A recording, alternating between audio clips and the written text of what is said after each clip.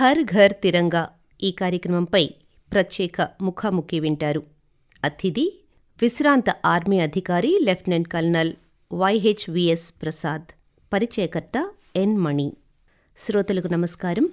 దేశ గౌరవానికి నిదర్శనమైన జాతీయ జెండాను కేవలం కార్యాలయాలకు, విద్యాలయాలకు మాత్రమే పరిమితం చేయకుండా ప్రతి ఇంటా త్రివర్ణ పతాకం రెపరెపలాడాలి అనే ఆశయంతో కేంద్ర ప్రభుత్వం చేపట్టిన ప్రతిష్టాత్మక కార్యక్రమం హర్ ఘర్ తిరంగా.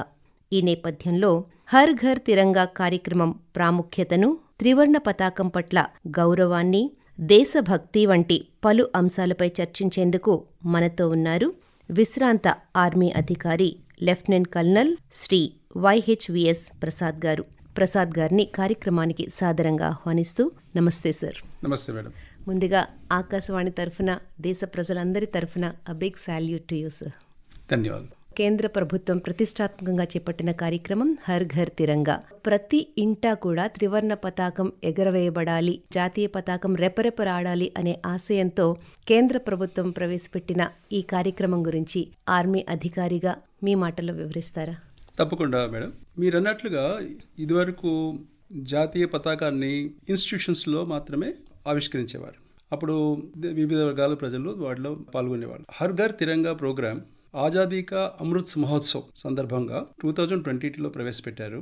ఈ ప్రోగ్రాం వల్ల ప్రతి భారతీయ పౌరునికి మన జాతీయ పతాకంతో ఒక వ్యక్తిగత సంబంధం ఏర్పరచుకునే ఆపర్చునిటీ కలుగుతుంది. అనేక లక్షల మంది, కోట్ల మంది ప్రజలు వాళ్ళ నివాసాల మీద ఈ జెండాని ఎగరవేశారు. ఈ విధంగా చేయడం వల్ల నా దేశం, నా ఇల్లు, నా జెండా అనే భావన కలుగుతుంది ప్రజల్లో.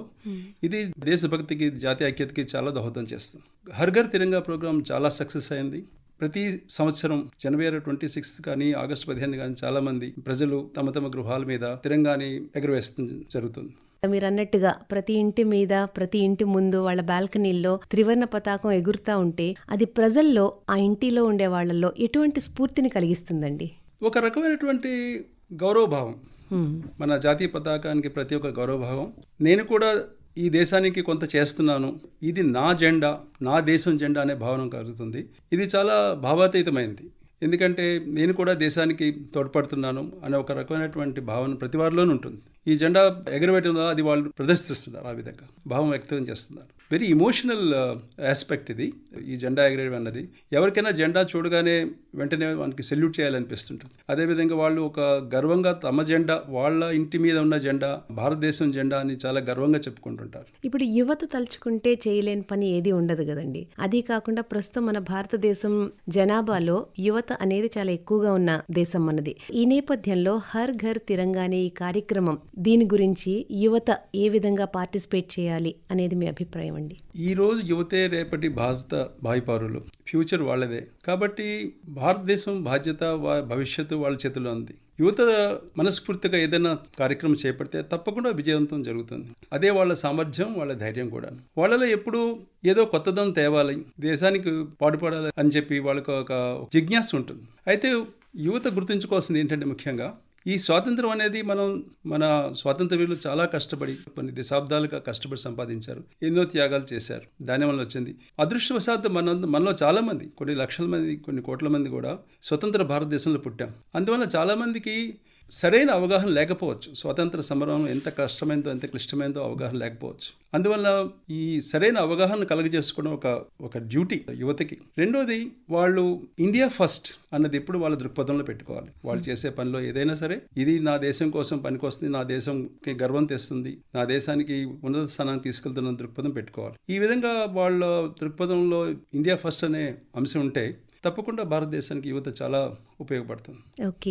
సో ఇప్పుడు మీరు అన్న ఒక మాట, ఇండియా ఫస్ట్, భారతదేశం నాది, అది అన్నింట్లోనూ ముందు ఉండాలి, నేను ఏ పని చేసినా భారతదేశానికి గౌరవం తెచ్చిపెట్టే విధంగా ఉండాలి అని యువత ఆలోచించాలి అంటున్నారు. ఈ విధంగా యువత ఆలోచించాలి అంటే ఎవరు ఎటువంటి కార్యక్రమాలు చేపట్టాలంటారు సార్? తప్పకుండా ప్రభుత్వం ప్లస్ మన విద్యా సంస్థలు కూడా చాలా రకాల కార్యక్రమాలు చేపడుతున్నారు.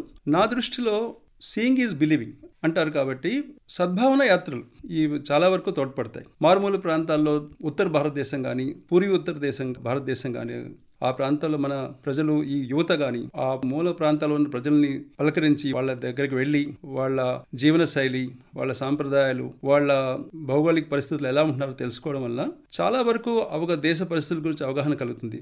దీంతో వాళ్ళ దృక్పథం మారుతుంది, దేశం మీద దృక్పథం మారుతుంది, వాళ్ళ ఆలోచనలు మారుతాయి. అంటే యూనిటీ ఇన్ డైవర్సిటీ అన్న భావం, దాన్ని వాళ్ళు ప్రాక్టికల్గా చూసే అవకాశం కలుగుతుంది. రెండోది, యువత, as I said, various organisations ఉన్నాయి మనకి. ఎన్సిసి అని, Bharat scouts and guides, national service scheme, వీటిలో భారతదేశం, మన ప్రభుత్వం కూడా చాలా ప్రాధాన్యత ఇస్తుంది. వీటిలో యువత కానీ ఎక్కువగా శ్రద్ధ చూపించి వాటిలో భాగస్వామ్యం తీసుకొని పనిచేస్తే వాళ్ళకి క్రమశిక్షణ, సోషల్ సర్వీస్, సెల్ఫ్ కాన్ఫిడెన్స్, ఈ క్వాలిటీస్ బాగా కలిగి వాళ్ళ దేశానికి ఉపయోగపడేలాగా వాళ్ళని తయారు చేస్తుంది. ఇప్పుడు మీరు సద్భావన యాత్ర అన్నారు. సో ఇటువంటి యాత్రల్లో భాగంగానే కేంద్ర ప్రభుత్వం ఈ మధ్యలో చేపట్టిన ఒక కార్యక్రమం తిరంగా యాత్ర. సో ప్రతి ఒక్కరికి జాతీయ జెండా పట్ల గౌరవం ఉండాలి, దాని గురించి తెలియచేయాలి అనే సదుద్దేశంతో చేపట్టిన ఈ కార్యక్రమం గురించి మీ అభిప్రాయం? తిరంగా యాత్ర చాలా స్పాంటినిటీ తెప్పించింది ప్రజల్లో. ముఖ్యంగా ఈ యాత్రని మన సాయుధ దళాల సామర్థ్యాన్ని, వాళ్ళపై గౌరవాన్ని వ్యక్తపరిచేందుకు చేపట్టారు. ఇందులో అన్ని వర్గాల ప్రజలు, ఒక్క యువతే కాకుండా పిల్లలు, పెద్దలు, అన్ని వర్గాల ప్రజలు ఈ యాత్రలో వేల సంఖ్యలో దేశవ్యాప్తంగా పాల్గొన్నారు. దీనివల్ల వాళ్ళు మన దేశ సాయుధ దళాలకి గౌరవాన్ని, వాళ్ళ దేశ ప్రజల కృతజ్ఞత తెలియజేశారు. ఈ విధంగా చేయడం వల్ల ప్రజలందరిలో ఒక రకమైన ఏకీభావం, జాతీయ ఐక్యత ఏర్పడింది. అన్ని వర్గాల వాళ్ళు, అన్ని జాతుల వాళ్ళు కలిసి ఒక జెండాని పట్టుకొని దేశంలో యాత్ర చేయడం వల్ల ఒక జాతీయ ఐక్యతా భావం వాళ్ళందరిలో స్పష్టంగా కనిపిస్తుంది. సరే, ఇన్ని సంవత్సరాలు దేశ సేవలో భాగస్వామ్యం కలిగిన మీరు ఒక త్రివర్ణ పతాకాన్ని, మన జాతీయ పతాకాన్ని ఏ విధంగా నిర్వచిస్తారండి? జాతీయ పతాకం అంటే ఒక గుడ్డ కానీ, ఒక రంగులున్న కాగితం కానీ కాదని భావిస్తాం. జాతీయ పతాకం ఒక మన భావనలకి, మన ఆదర్శాలకి, మన కల్చర్కి, మన పోరాటానికి, అన్నిటికీ ప్రతీకి. దీన్ని మించిన మోటివేషనల్ ఫ్యాక్టర్ ఎక్కడా ఉండదు. అందుకనే ప్రతి సైనికుడికి ఒక గురుమంత్రం ఉంటుంది. నామ్, నమక్, నిషాన్ అంటారు. నామ్ అంటే దేశం, నమక్ అంటే విశ్వాసం, నిషాన్ అంటే తిరంగా, జెండా. వీటి కోసమే వాళ్ళు బలిదానం చేయడానికి ఎప్పుడు వెనకాడరు. అందుకే ప్రతి సైనికుడికి గురుమంత్రం ఏంటంటే నామ్, నమక్, నిషాన్. ఈ మూడింటి కోసమే వాళ్ళు నిరంతరం పోరాడతారు. ఇదే శిరోధార్యం వాళ్ళందరికీ. ఈ జెండా మనలోని అత్యుత్తమాన్ని బయటికి తీసుకొస్తుంది. ఎంత క్లిష్ట సమస్యలైనా, ఎంత ప్రకృతి వైపరీత్యాలైనా సరే వెనుకాడకుండా మనలోని the best of the best it brings out a thing. And ఈ తిరంగా ఎంత మోటివేట్ చేస్తుందంటే మనం ఇంకా దేనికి వెనుకాడతాం, మనం కూడా ఇది ఒక అదృష్టంగా భావించి తిరంగా చేతిలో పట్టుకుంటే చాలా నట్టుగా ప్రవర్తిస్తారు. సరిహద్దుల్లో విధులు నిర్వర్తిస్తున్నప్పుడు ఈ ఆర్మీ, నేవీ, డిఫెన్స్లో ఉండే వాళ్ళకి త్రివర్ణ పతాకాన్ని చూస్తే ఎటువంటి ఉత్తేజం కలుగుతుందండి? ఒక విధంగా చెప్పాలంటే త్రివర్ణ పతాకమే ఒక ఇమోషనల్ కనెక్ట్. ఇది మన దేశం, మన సరిహద్దు, దీన్ని కాపాడే బాధ్యత నా మీద ఉంది అనేటువంటి ఒక గురుతర భావం కలిగి దానికోసం ఎటువంటి క్లిష్ట సమస్యన, క్లిష్ట కార్యక్రమాన్ని, ఎంత లక్ష్యం ఎంత దుర్భేద్యమైనది కూడా సాధించడానికి చాలా ఉత్సాహంతో ముందుకు వెళ్తారు. ఆ తిరంగాను రక్షించడం కోసం సర్వశక్తుల వాళ్ళ సర్వ సామర్థ్యాలు దానికోసం వినియోగిస్తారు. ఈ విధంగా సరిహద్దులని కాదు, ఎక్కడున్నా సరే సైనికుడికి తిరంగా సర్వోపరి, అన్నిటికన్నా విలువైనదిగా గుర్తిస్తారు. సరిహద్దుల్ని చాటించేది మన జెండాయే. అది మనం సరిహద్దుల్లో సైనికుడికి అది ఒక తన ఇంటిని ఎలా తను కాపాడుకుంటుందో దేశాన్ని కాపాడుకుంటున్నటువంటి భావన కలిగిస్తుంది. ఓకే, రాబోయే స్వాతంత్ర దినోత్సవం సందర్భంగా త్రివర్ణ పతాకాన్ని ఎగురవేస్తాము. అలాగే ఎంతో మంది త్రివర్ణ పతాకాన్ని చేతుల్లో పట్టుకుని తిరుగుతూ ఉంటారు, ఈ డ్రెస్కి పిన్ చేస్తూ ఉంటారు. హర్ ఘర్ తిరంగా అనే ప్రాసెస్లో కూడా ప్రతి ఇంట త్రివర్ణ పతాకాన్ని ఎగురవేస్తారు. జాతీయ జెండాని ఎగురవేయడంలో ఉండే నియమ నిబంధనలు, అలాగే అయిపోయిన తర్వాత ఎక్కడెక్కడో పాడేయకుండా దాచుకోవాల్సిన జాగ్రత్తలు, వీటి గురించి చెప్తారు. ఇది చాలా ముఖ్యమైన విషయం అమ్మ. చాలా ఉత్సాహంతో ప్రజలు జెండాలను ఎగరేస్తారు, వాటిని ప్రదర్శిస్తారు. అయిపోయిన తర్వాత జెండా ఎగరేసేటప్పుడు, జెండా వందనం అయిపోయిన తర్వాత చాలా నియమాలు పాటించాల్సి ఉంటుంది. ఈ నియమాలన్నీ మన ప్రభుత్వం national flag act of India 1971లో plus prevention of insult to national honour 2002 and further 2002లో పొందుపరిచారు. ఇందులో జెండా సైజ్ ఎట్లా ఉండాలి, ఏ విధంగా మనం ఎగరవేసేటప్పుడు పాటించవలసిన నియమాలు ఏమిటి అని క్రోడీకరించి ఉన్నాయి. ఉదాహరణకి జెండాని తలకిందులుగా మనం ఎగరవేయకూడదు, ఒకే మాస్ట్కి ఒకే పోల్కి 2 జెండాలు ఉంచకూడదు. ఒక దగ్గర ఒక విషయంలో ఒక ప్రాంతంలో 3-4 జెండాలు ఉంటే మన జాతీయ పతాకం మాత్రం అన్నిటికన్నా ఎత్తులో ఉండాలి. ఈ విధంగా జెండా సైజు కూడా 3:2 సైజులో ఉండాలి. ఈ విధంగా కొన్ని నియమాలు పాటించాల్సి ఉంటుంది. ఈ నియమాలు ఉల్లంఘన చేస్తే చట్టరీత్యా నేరంగా పరిగణిస్తారు. కాబట్టి ముఖ్యంగా పాటించాల్సిన ఈ నియమాలు తెలుసుకోవాలి. విద్యా సంస్థలకి పెద్దవాళ్ళందరికీ కూడా వాళ్ళ బాధ్యత ఇది తెలియవలసి ఉంటుంది. అలాగే వాహనాల మీద కూడా కొన్ని వాహనాలకు మాత్రమే పరిమితం జెండాని ప్రదర్శించడం. రాష్ట్రపతి, మెంబర్ ఆఫ్ పార్లమెంట్, ప్రధానమంత్రి వీరికే కొంతమందికే ఇది వర్తిస్తుంది. కాబట్టి తమ వాహనాల మీదుగా నేషనల్ ఫ్లాగ్ని ప్రదర్శించడం కూడా సరైన పని కాదు. డిఫెన్స్లోకి వెళ్ళాలనే కోరిక మీకు ఎలా కలిగిందండి? ఒక విధంగా చెప్పాలంటే ఎవరికైనా కూడా, నాకైనా కాదు ఎవరికైనా కూడా ఇన్నర్ కాల్, ఒకళ్ళు చూసి మనం ప్రభావితమైన కాకుండా ఒక రకమైనటువంటి భావన కలుగుతుంది. ఒక స్పిరిట్ ఆఫ్ అడ్వెంచర్ చేయాలని కానీ, లేకపోతే ఏదన్నా దేశం కోసం చేయాలని కానీ, లేదా డైరెక్ట్గా ఒక ఆర్మీ లాంటి సాయుధ దళాల్లో చేరాలని కానీ భావన ఒక చిన్నప్పటి నుంచి ఒక రోజున ఒక డిగ్రీ అయ్యాక కానీ లేకపోతే కొన్నాళ్ళ తర్వాత కానీ వస్తుందంటే అది చెప్పలేను. కానీ చాలామందికి నాకు తెలిసిన మట్టుకు చాలా చిన్న వయసు నుంచి వాళ్ళలో ఆ లక్షణాలు, ఆ యాప్టిట్యూడ్ కనిపిస్తుంటాయి. ఆ విధంగా పేరెంట్స్ కూడా ప్రోత్సహం చేయడం వల్ల కూడా, కుటుంబం మెంబర్స్ ప్రోత్సహం చేయడం వల్ల పిల్లలు ఆ విధంగా కెరీర్ని చూస్ చేసుకుంటుంటారు. ఇది బేసికలీ ఇన్నర్ కాల్. టోటల్ సర్వీస్లో మీరు ఎదుర్కొన్న క్లిష్టమైన పరిస్థితి, చాలా కష్టంగా అనిపించింది ఏదైనా ఉందండి? క్లిష్టం అని చెప్పే కన్నా అది ఏది మనకి సంతృప్తి కలిగిందని చెప్పేది అని చెప్తే ఆ విధంగా ఆలోచిస్తే బాగుంటుంది అనుకుంటాను. నిజంగా చెప్పాలంటే ఏది క్లిష్టమైనది కాదు. ఎందుకంటే ఆర్మీలో సాయుధులాలు ఏదైనా ఆర్మీ, నేవీ, ఎయిర్ ఫోర్స్ కానీ ఎక్కడైనా కూడా ఏదైనా ఆపరేషన్ కానీ ఏదైనా పని వాళ్ళు చేయాలనుకున్నప్పుడు చాలా సూక్ష్మంగా దాని గురించి ఆలోచించి దానికి తగిన కావాల్సినటువంటి నిర్ణయాలు తీసుకొని దానికి కావాల్సిన తయారీ అంతా చేస్తుంటారు. కాబట్టి సక్సెస్కి 99.9% ఛాన్స్ ఉంటుంది. ఈజ్ ఓన్లీ 1%, 0.1% ఎక్కడైనా ఉండొచ్చేమో. కానీ ఆ విధంగా నా విషయంలో వ్యక్తిగతంగా ఐ హ్యాడ్ ఓన్లీ ఒక పొరుగు దేశంలో ఒక టెన్యూర్ ఉండాల్సి వచ్చింది నాకు, 1 సంవత్సరం పాటు. ఆ టెన్యూర్ ఐ కన్సిడర్ కొంచెం అడ్వెంచరస్గా, కొంచెం బాగా సాటిస్ఫైయింగ్ అనిపించింది నాకు. 1 సంవత్సరం పాటు టెర్రరిస్ట్ ఇన్ఫెక్టెడ్ వార్ టార్న్ కంట్రీలో చేయాల్సి వచ్చింది. I consider that as a good opportunity. Okay. So సాయుధ దళాల్లో చేరడం వల్ల మిమ్మల్ని మీరు ఒక రైట్ పర్సనాలిటీగా తీర్చిదిద్దుకోవడంలో అది ఏ విధంగా సహాయపడింది అంటారండి?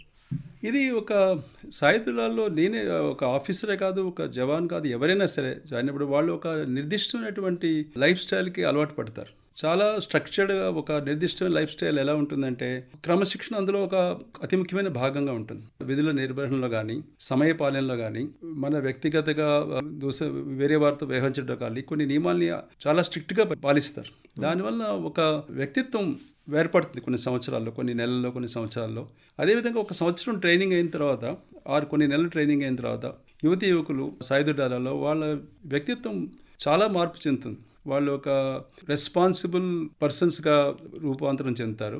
ఆ ట్రైనింగ్ అంత బలమైనది, అంత విలువైనది. అదే ట్రైనింగ్ వాళ్ళ జీవితాంతం ఒక మార్గదర్శకంగా ఉంటుంది. వాళ్ళు సమయపాలన అతి ముఖ్యమైనది, ఇందులో క్రమశిక్షణ, తర్వాత విధుల నిర్వహణలో సిన్సియారిటీ, లాయల్టీ, డిపెండబిలిటీ, ఇవన్నీ కూడా వాళ్ళలో ఒక జీర్ణించుకుపోతాయి. అందువల్ల వాళ్ళు రిటైర్ అయిన తర్వాత కూడా వాళ్ళలో ఆ లైఫ్ స్టైల్లో ఈ లక్షణాలు ఉంటూనే ఉంటాయి. సో మరి ఇంత చక్కటి పర్సనాలిటీని డెవలప్ చేసే సాయుధ దళాల్లో యువత చేరేలా ఉండాలి అంటే, ప్రోత్సహించాలి అంటే ఏ విధమైన చర్యలు చేపట్టాలంటారు? ముఖ్యమైనదమ్మా అవగాహన.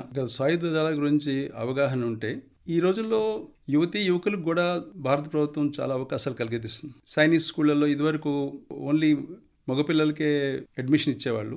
ఇప్పుడు అన్ని సైనిక్ స్కూళ్ళలో, భారతదేశంలో 40కి పైగా సైనిక్ స్కూళ్ళు ఉన్నాయి. వాటిలో కూడా బాలికలకి ఎంట్రన్స్ ఓపెన్ చేశారు. అలాగా రాష్ట్రీయ ఇండియన్ మిలిటరీ కాలేజ్ RIMCలో, NDAలో లాస్ట్ ఇయర్ ఒక batch of officers, gentlemen cadets, ladies pass out అయ్యారు. అలాగే మన సాయుధ దళాల్లో ఆఫీసర్ క్యాడర్లో కాకుండా బిలో ఆఫీసర్ ర్యాంక్ క్యాడర్లో కూడా చాలామంది యువతులు జాయిన్ అయ్యారు. ఆ విధంగా చాలా అవకాశాలు ఇంజనీరింగ్ గ్రాడ్యుయేట్స్ అని, డాక్టర్స్ అని, జనరల్ డ్యూటీస్ కానీ చాలా ఆపర్చునిటీస్ ఉన్నాయి. కాకపోతే వాటికి కావాల్సినటువంటి స్టాండర్డ్స్ని వీళ్ళు కలిగి ఉండాలి.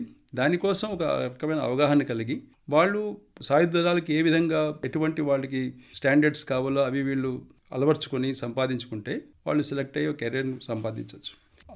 ఆ క్వాలిటీస్ లేకుండా సాయుధ దళాల్లో చేరడం కొద్దిగా కష్టం. సో సో ఇప్పుడు ఒకప్పుడు 15th ఆగస్ట్ స్వాతంత్ర దినోత్సవం అంటే ఒక దేశం మొత్తం ఒక పండగలా జరుపుకునేవారు కదండి. ఇప్పుడు ఏంటంటే ప్రజెంట్ జనరేషన్లో పిల్లలకు కూడా 15th August is a holiday, అది కేవలం సెలవు అనే పరిగణిస్తున్నారు తప్ప దాని ప్రాముఖ్యతను అడుగుతుంటే చాలా మంది చెప్పట్లేదు. సో ఇది పిల్లలకి తెలియచేసేలా చెప్పాలి అనుకుంటే విద్యాలయాలు, కళాశాలలు పాత్ర ఏంటండి? విద్యాలయాలే కాకుండా ప్రతి ఒక్కరి కుటుంబం కూడా చాలా బాధ్యత తీసుకోవాల్సి ఉంటుంది.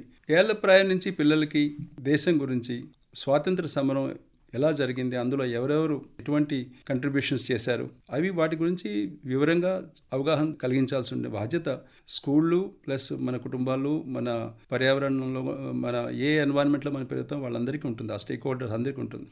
సరైన అవగాహన అంటే ఒక బయాస్డ్ కాకుండా కరెక్ట్ అవగాహన స్కూళ్ళల్లో ఇవ్వాల్సి ఉంటుంది, బాధ్యత ఉంటుంది. తర్వాత పాఠాలు చెప్పడం ద్వారానే ఏ దేశభక్తి అనుకోవడం కన్నా వాళ్ళకి ఒక ప్రాక్టికల్గా ఒక అవగాహన కలిగేలా చేయాలంటే వాళ్ళని దేశంలో వివిధ ప్రదేశాలకు తీసుకుని వెళ్ళాలి.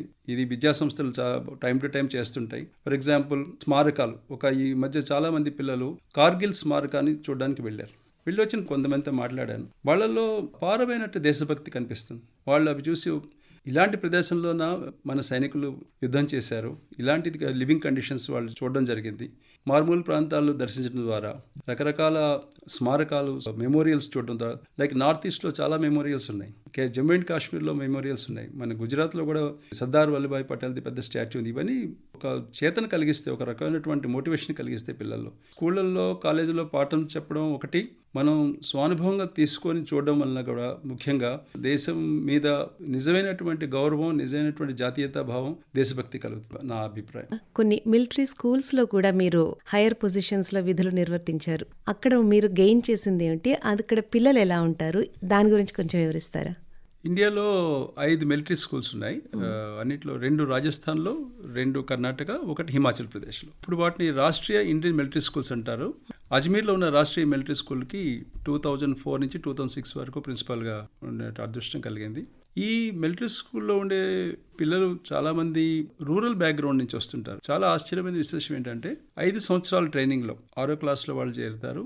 6 సంవత్సరాల ట్రైనింగ్లో వాళ్ళు all India UPSC competitive exam ఎన్డీఏకి రిటర్న్ టెస్ట్లో పాస్ అయ్యి, ఎస్ఎస్బిలో ఇంటర్వ్యూలో కూడా సెలెక్ట్ అయ్యి ఎన్డీఏలో చేరడానికి చాలా పెద్ద సంఖ్యలో ఎన్డీఏలో చేరుతుంటారు. ఈ విధంగా గ్రామీణ ప్రాంతాల నుంచి వచ్చిన పిల్లలు, ఇంగ్లీష్ అంతగా రాని పిల్లలు 6-7 సంవత్సరాల్లో కావలసిన స్టాండర్డ్స్ సంపాదించి నేషనల్ డిఫెన్స్ అకాడమీలో చేరటం చాలా శ్రద్ధతో చేసినటువంటి పనిగా నేను పరిగణిస్తాను.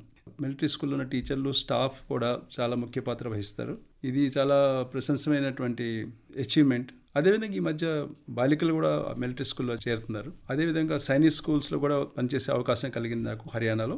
సైనిక్ స్కూల్ మన దేశంలో ఇప్పుడు 40, మొదట్లో 20 ఉండేవి, ఇప్పుడు ఒక 40 పైగా ఉన్నాయి. సైనిక్ స్కూళ్ళు కూడా ప్రతి సంవత్సరం ఈ మిలిటరీ స్కూళ్ళు, సైనిక్ స్కూళ్ళు కలిసి ఆల్మోస్ట్ 300 క్యాడెట్స్ని ఎన్డీఏకి పంపిస్తున్నారు. ఇటీవల జరిగిన ఆపరేషన్ సింధూర్ గురించి మాట్లాడితే భారతదేశ సాయుధ దళాల శక్తి ఎటువంటిది అనేది ప్రపంచ దేశాలన్నిటికీ తెలిసేలా జరిగింది ఆపరేషన్ సింధూర్. సో ఒక డిఫెన్స్ పర్సన్గా ఆపరేషన్ సింధూర్ గురించి మీ మాటల్లో వివరిస్తారా? ఆపరేషన్ పూర్తి అవ్వలేదు. అది మన భారత ప్రభుత్వం ప్రకారం సింధూర్ ఆపరేషన్ స్టిల్ కంటిన్యూయింగ్. అయినా ఇప్పటి వరకు జరిగిన ఆపరేషన్లో డెఫినెట్లీ ప్రపంచవ్యాప్తంగా ప్రజలందరికీ సాయుధ దళాల వాళ్ళ ప్రతిభ బాగా తెలిసింది అందరికీ. ఇది ఒక రకమైనటువంటి రెవల్యూషన్. చెప్పాలంటే ఇంత సామర్థ్యం ఉందా అని చాలా దేశాలు అనుకోలేదు. మన దేశవాసులకు కూడా చాలామందికి కూడా ఇంత సామర్థ్యం ఉన్నట్టుగా తెలియకపోవచ్చు. దీనివల్ల కూడా దేశ ప్రజల్లో అపారమైనటువంటి దేశభక్తి స్పందన కలిగింది. ఎక్కడ చూసినా కూడా ఆపరేషన్ సింధూర్ గురించే ప్రస్తావిస్తున్నారు, వారి మాటల్లో కనిపిస్తుంది. ఒక రకమైనటువంటి గర్వం, మన దేశం ఇంత బాగా చేసింది అన్నటువంటి ఒక గర్వం వాళ్ళ మాటల్లో తెలుస్తుంది. మీరు ఎప్పుడో చేసిన సర్వీస్ టైంకి ఇప్పుడు మన భారతదేశ డిఫెన్స్ సిస్టమ్, భారతదేశ రక్షణ రంగం అప్పటికి ఇప్పటికి ఏ విధంగా, అంటే ఈ 11 ఏళ్లలో మరీ ఎక్కువగా ముందుకు వెళ్ళింది కదండి. ఆ చేంజెస్ ఏంటి, ఇప్పుడు ఎలా ఉంది భారతదేశ రక్షణ వ్యవస్థ అనేది చెప్తారా? తప్పకుండా. ఈ గత దశాబ్దంలో చాలా టెక్నాలజికల్ డెవలప్మెంట్ జరిగినట్టుగా తెలుస్తుంది. ఇది అందరికీ అవగతమే. డిఆర్డిఓ సంస్థలు చాలా బిజీగా వాళ్ళ ప్రాజెక్ట్స్ చేస్తున్నారు. ప్లస్ మన యుద్ధ ప్రణాళిక ఆర్గనైజేషన్లో కూడా చేంజెస్ వచ్చాయి గత 10 ఏళ్లలో. ఇప్పుడు చీఫ్ ఆఫ్ డిఫెన్స్ స్టాఫ్ అని, ఇంటిగ్రేటెడ్ కమాండ్స్ అని, మన ఆర్గనైజేషన్లో కూడా రావాల్సిన మార్పులు depending on the situation, depending on the operations requirement బట్టి చాలా మార్పులు, చాలా ఫ్లెక్సిబిలిటీ చూపిస్తున్నారు. అదేవిధంగా లడాఖ్లో కూడా ఆ ప్రాంతంలో కూడా కొన్ని సాయుధ దళాలు, మెకనైజ్డ్ ఫోర్సెస్ అవి కూడా చాలా హై ఆల్టిట్యూడ్ ఏరియాస్లో కూడా వాళ్ళు సన్నద్ధులై ఉన్నారు. ఈ ముఖ్యంగా చెప్పాల్సింది ఏంటంటే టెక్నాలజీ అండ్ ఆత్మనిర్భరత. ఈ రెండు సాయుధ దళాలకు కావాల్సిన ఆయుధాలు కానీ ఎక్విప్మెంట్ కానీ చాలా వరకు మన దేశంలోనే తయారీ రెడీగా ఉపలబ్ధం అవడం వలన వీళ్ళ కార్యక్రమాలు, వీళ్ళ ఆపరేషన్ సక్సెస్కి చాలా దోహదపడుతుంది. మీరు విధుల్లో ఉన్నప్పుడు పాల్గొన్న మేజర్ ఆపరేషన్స్ ఏమైనా ఉన్నాయండి? అంటే వాటి గురించి పర్వాలేదు అనుకుంటే శ్రోతలకు వివరిస్తారా? All operations are what we have taken part are they are very good. But ఒకటే చెప్పే, ఒక మన పొరుగు దేశంలో ఒక అసైన్మెంట్ మీద ఒక సంవత్సరం ఉండాల్సి వచ్చింది. అది I consider that as a very rewarding and very satisfying thing. Okay, అప్పుడు మీరు ఎదుర్కొన్న కష్టాలు ఏంటండి? కష్టాలు అంటే ఎవరికైనా ఉండే కష్టాలు అవే. ఒకటి ఏంటంటే అనిశ్చిత, మనకి uncertainty, the environment in which you function, అనిశ్చిత ప్లస్ రిసోర్సెస్, ఇవి మన కన్స్ట్రెంట్స్ ఉంటాయి ఎక్కడైనా. ఒక పర్సన్ డిఫెన్స్లో ఉండాలి అంటే వారి కుటుంబ సభ్యుల మద్దతు కానీ సహకారం కానీ ఎలా ఉండాలండి? ఎలా ఉండేది మీది? అది అన్కండిషనల్. అంటే కుటుంబ సభ్యులు కూడా ఒక విధంగా చెప్పాలంటే వాళ్ళు కూడా కంప్లీట్ భాగస్వాములు ఇందులో. కుటుంబ సభ్యుడు సైన్యంలో ఉన్నాడు అంటే పేరెంట్స్ కానీ, భార్య కానీ, బ్రదర్స్ కానీ, సిస్టర్స్ కానీ వాళ్ళు కూడా చాలా త్యాగాలు చేయాల్సి ఉంటుంది. సో వాళ్ళ చాలా కుటుంబ ఫెస్టివల్స్ కానీ, వాళ్ళ ముఖ్యమైన ఫంక్షన్స్ కానీ వాళ్ళు రాకపోవచ్చు.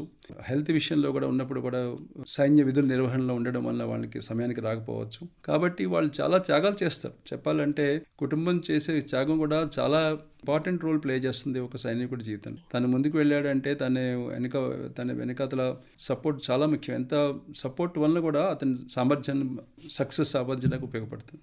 సార్, ఇప్పుడు మహిళా సాధికారతకి అత్యంత ప్రాధాన్యతనిస్తున్న ప్రస్తుత కేంద్ర ప్రభుత్వ పాలనలో సాయుధ దళాల్లో మహిళల పాత్ర ప్రస్తుతం ఎలా ఉందండి? They are at par with men అని చెప్పొచ్చు. మీరు చూశారు ఈ మధ్యనే మెడికల్ కోర్లో కూడా ఒక మహిళ ఆర్మ్డ్ ఫోర్సెస్ మెడికల్ కోర్ కూడా ఉచ్చ స్థాయికి చేరారు. ఇది ఒక అచీవ్మెంట్. పూర్వకాలం ఆర్మీలో మహిళలు ఓన్లీ నర్సులు లేకపోతే డాక్టర్ల కింద ఉండేవాళ్ళు. ఇప్పుడు సాయుధ దళాల్లో ఫైటింగ్ ఆర్మ్స్లో కూడా మహిళలు భాగస్వామ్యం చేరుతున్నారు. They are part of the organization. Plus fighter pilots కూడా ఉన్నారు మన దేశంలో. రఫాల్ లాంటి యుద్ధ విమానాలు కూడా మహిళలు ఆపరేట్ చేస్తున్నారు. జెండర్ డిఫరెన్స్ అని కాదు, ఇక్కడ సామర్థ్యం, వాళ్ళలో సామర్థ్యం ఉంటే మగవాళ్ళతో పాటు వాళ్ళు ఈక్వల్గా ఏ పని చేయగలుగుతున్నారు. సామర్థ్యం is the underlining thing, it's not the gender anymore. చివరిగా ఆకాశవాణి శ్రోతలకి మీరిచ్చే దేశభక్తి సందేశం ఏంటండి? ఒకటి, ఇండియా ఫస్ట్ అన్నది మనం మన దృక్పథంలో పెట్టుకుంటే, మనం చేసే పని వల్ల మన దేశానికి ఉపయోగపడుతుంది అనుకుంటే ఆ పని చేయడంలో మనం పూర్తి మనసుతో చేస్తే మంచిది. రెండోది అతి ముఖ్యమైనది, నేను ఎప్పుడు అందరికీ చెప్పేది ఏంటంటే, మన కాన్స్టిట్యూషన్లో article 51A duties of citizen అని ఉన్నాయి. 11 డ్యూటీస్ ఉన్నాయి. ఈ 11 డ్యూటీస్ని కానీ మనం త్రికరణ శుద్ధిగా కానీ పాటిస్తే దేశానికి అత్యంత మేలు చేసిన వాళ్ళం అవుతాం. ఇంకా వేరేగా మనం దేశం గురించి స్పెషల్గా చేయాల్సి ఉంది. ఇది మన డ్యూటీ. మనం అనేక సందర్భాల్లో మన ఫండమెంటల్ రైట్స్ గురించి మాట్లాడతాం, మన హక్కుల గురించి, కానీ మన విధుల గురించి మనం తక్కువగా ఆలోచిస్తుంటాం. కాబట్టి ఈ ఆకాశవాణి ద్వారా ప్రజలకి నా తరఫున సందేశం ఏంటంటే, ఈ విధులు యాక్చువల్లీ చాలా NCERT పుస్తకాల్లో, స్కూల్ పుస్తకాల్లో ముందు పేజీల్లో కూడా పెట్టారు. కానీ ఎక్కడో ఒక చిన్న లోపం జరుగుతుంది. ఆ విధుల గురించి మర్చిపోతున్నారు ప్రజలు. ఆ విధులు కానీ మనం గుర్తుపెట్టుకొని ఆచరిస్తే great help for the great contribution to the country. So excellent message sir. విధుల గురించి మనం ఆలోచించి వాటిని సరైన విధంగా నిర్వర్తిస్తే గనక హక్కులు వాటంతట అవే వస్తాయి అనే చక్కటి మెసేజ్ని మీ ద్వారా ఆకాశవాణి శ్రోతలకి తెలియజేశారు. విలువైన సమయాన్ని మా కోసం వెచ్చించినందుకు ధన్యవాదాలు తెలియజేస్తూ, మీకు స్వాతంత్ర దినోత్సవ శుభాకాంక్షలు తెలియజేస్తూ జై హింద్ సార్. జై హింద్. ఇంతవరకు హర్ ఘర్ తిరంగా ఈ కార్యక్రమంపై ప్రత్యేక ముఖాముఖి విన్నారు. అతిథి విశ్రాంత ఆర్మీ అధికారి లెఫ్టినెంట్ కల్నల్ YHVS ప్రసాద్. పరిచయకర్త ఎన్ మణి. సమర్పణ ప్రాంతీయ వార్తా విభాగం, ఆకాశవాణి విశాఖపట్నం కేంద్రం. వెలువడింది ఆకాశవాణి విజయవాడ కేంద్రం నుండి.